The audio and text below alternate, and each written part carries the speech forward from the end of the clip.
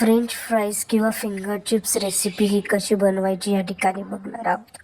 या ठिकाणी मी बटाटेचे वरील जे साल असतं ते काढून घेतलेले आहे. आता आपण याचे असे उभे उभे बारीक काप करून घेणार आहोत या पद्धतीने. आता बारीक काप केल्यानंतर आपण याला एका बाउलमध्ये काढून घेणार आहोत.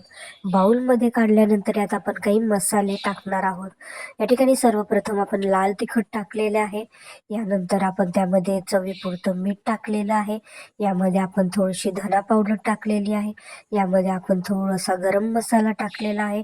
यामध्ये आपल्याला फिंगर चिप्स मसाला देखील थोडासा टाकलेला आहे. या ठिकाणी वरतून आपण आता कॉर्नफ्लॉवर टाकून हे छान पद्धतीने मिक्स करून घेणार आहोत.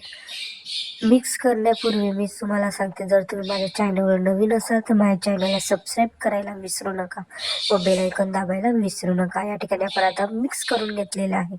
या ठिकाणी मी तेल गरम करायला ठेवले होते. त्यात आता आपण हे मिक्स केलेले फिंगर चिप्स टाकणार आहोत. हे छान मंद आचेवरती कुरकुरीत होईपर्यंत छान आपण यात तळून घेणार आहोत. तुम्हाला माझी रेसिपी कशी वाटते हे मला कमेंट्स बॉक्समध्ये सांगायला विसरू नका व माझ्या व्हिडिओला शेअर करायला विसरू नका. यानंतर आपण त्याला आता छान असं कुरकुरीत झाल्यानंतर आपण आता एका ताटामध्ये काढून घेणार आहोत. आपण आता एका ताटामध्ये काढून घेतलेले आहे. यात आपण आता वरतून छान असं अजून स्वाद वाढण्यासाठी यामध्ये आपण चाट मसाला टाकून घेतलेला आहे. आपली ही डिश रेडी झालेली आहे. तुम्हाला ही माझी रेसिपी कशी वाटली हे सर्वप्रथम मला कळवायला विसरू नका. Thank you so much.